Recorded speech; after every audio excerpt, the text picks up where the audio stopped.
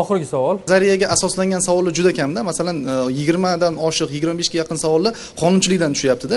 U savollarni ham deyarli 70% to'g'risini toping, noto'g'risini toping, xatosini belgilang, to'g'risini belgilang, lekin aniq bir huquqshunoslik bo'yicha, terminologiya bo'yicha, nazariy savollar bo'yicha mana shu yildagi imtihonlarda masalan o'zim ham shaxsan ko'rdim, ko'p savollar berilmagan. Yuridik yo'nalishga kirayotgan abituriyentni huquqiy bilimini belgilash uchun, uni keyingi kelajakka tayyorlash uchun menimcha birinchi o'rinda nazariya deb o'ylayman. Men shu savolimga javob topmoqchiman. Arjon, uzr. Siz o'zingiz kirdingizmi yo'qmi test jarayoniga? Test jarayonlariga yo'q. Mana endi siz aytayotgan narsa bu butun anaqa ommaviy axborot vositalari aylandi-da. Mana testga kirib chiqqan insonlardan yoki o'sha abituriyentlardan so'rang, shunaqa nazariy siz aytayotganingiz shuncha foizmikan? Birinchidan uni necha foiz, qaysi yo'nalishda necha foiz belgilanishi bor bu.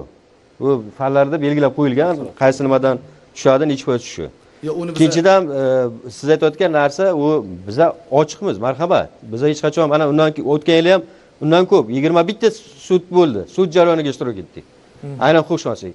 Uni biz asosab berdik. Men taklif bermoqchiman, aniq bir reglament bo'ladi. Mana siz hozir aytganingizni kelyapman, chunki mana kuni kecha aynan mana huquqshunoslik bo'yicha milliy sertifikat qilyapmiz, to'g'rimi? Mana biza hamma o'sha huquq fanidan o'shaligi o'quv markazi bormi yoki boshqa kishilar bormi, mutaxassislar, professor hammasini biz yaqinda yedik. Qaysi chesloda edi, sanada edi. Uni biz o'zimizga chaqirdik. Mayli, taklifinglar beringlar. Qanaqa fikr mana? Ular bilan hozir o'tirib ishlab, o'shani hozir siz aytayotgan o'sha kamchilik qo'ymaslik maqsadida bu siz to'g'ri aytyapsiz. Bitta bolani bu taqdiri bu. Masalan, bitta savol ham bu taqdirini hal qilish mumkin. Shuning uchun biz mana ochiqmiz. Mana hozir ta'kidlab o'tildi, jo'nagan biz apellyatsiya jarayoni bu. Apellyatsiya jarayoniga kirsin bolalar, o'sha norozi bo'lgan kirsin. Mutaxassislar bilan gaplashadi. Mutaxassislardan ham qoniqmaydigan bo'lsa, tegishli tashkilotlarga murojaat qilib, uni bevosita yechimini qilish mumkin. Rahmat sizga.